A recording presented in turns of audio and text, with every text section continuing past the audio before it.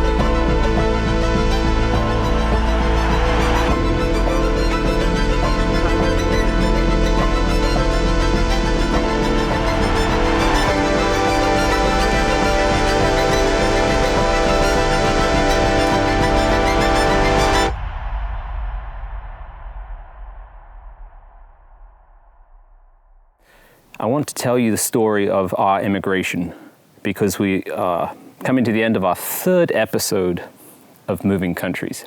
My wife-to-be, came to the UK in 2009, and we began the fiancé visa application process for bringing her into the UK. I was a little penniless accountant, not even an accountant, I was a bookkeeper. I was a penniless bookkeeper at the time. And it cost £1,200, if I remember correctly, to apply for her to become eligible to live in the UK under a fiancé visa.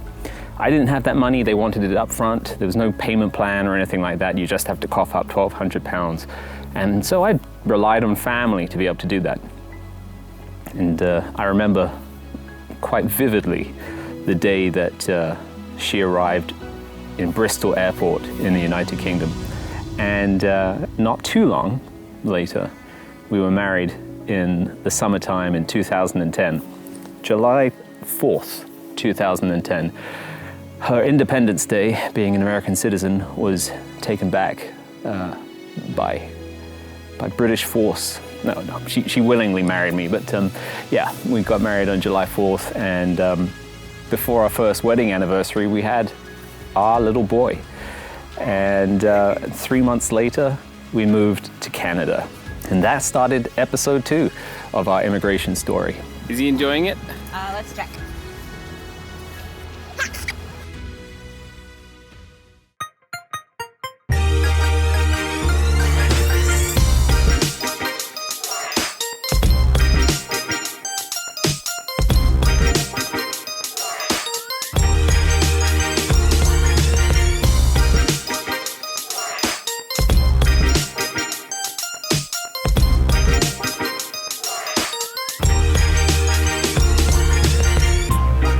I got a job offer just outside of Toronto, and so we moved there in August 2011.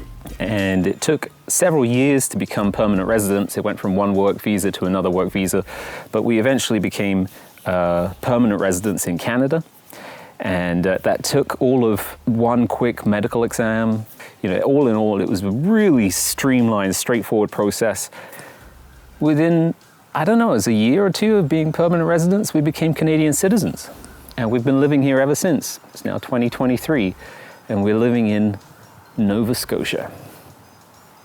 But quite possibly this year, we will be moving to the United States. Curveballs come along and result in actions that you kind of have to take rather than want to. But let me take you back just 4 years.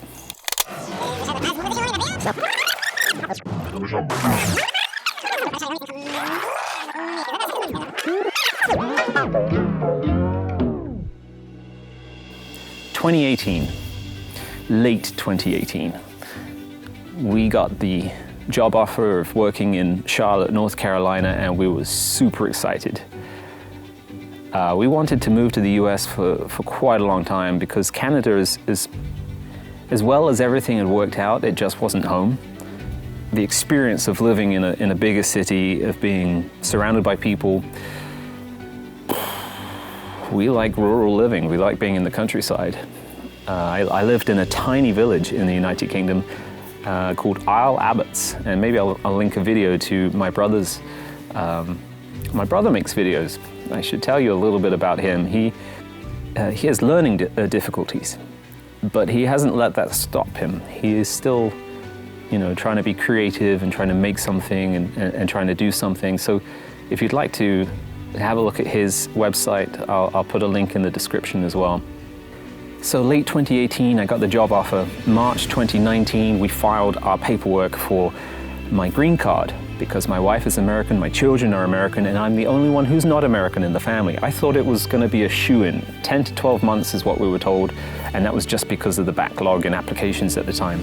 Well, 10 to 12 months later was the beginning of COVID, and everything shut down. And it didn't really pick up again until maybe the beginning of 2022. So for a couple of years there, I guess there was just no processing of our application at all. We decided to just move, just get out of Mississauga, find a home, a place that we want to live in, and ride out the rest of that waiting time in order to get a green card. Well, I just want to do a quick recap of the process, the hoops that we had to jump through of becoming, of even getting close to getting a green card. So I had to be married to an American.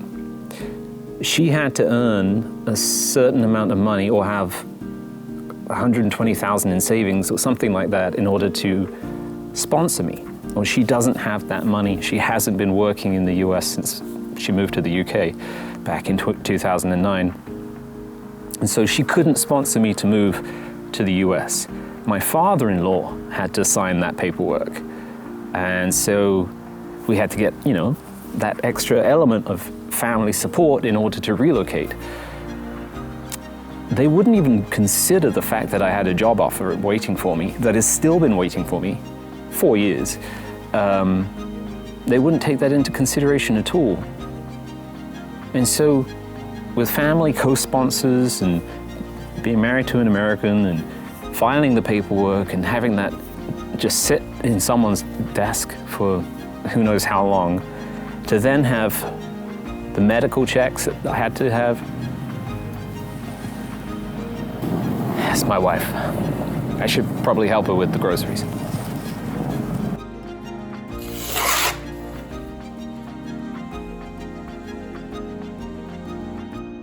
So it finally arrived. We have all the paperwork in place for moving across the border, and we have to do that sometime this year before July. That means we have to sell or rent out our home and pack everything up and haul it off. I realize in recapping and telling this story that I glossed over a lot of the facts and details. If anyone is going through the migratory process, the application of moving from one country to another, particularly in the case of the UK to Canada or Canada to the US, just message me. I can give you more information, give you a little bit more of the details surrounding how we did it and the cost of doing it. So that's it. We're moving.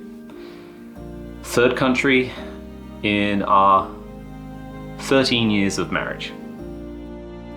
Am I glad that we've done what we've done? Yeah. Yeah, I think so.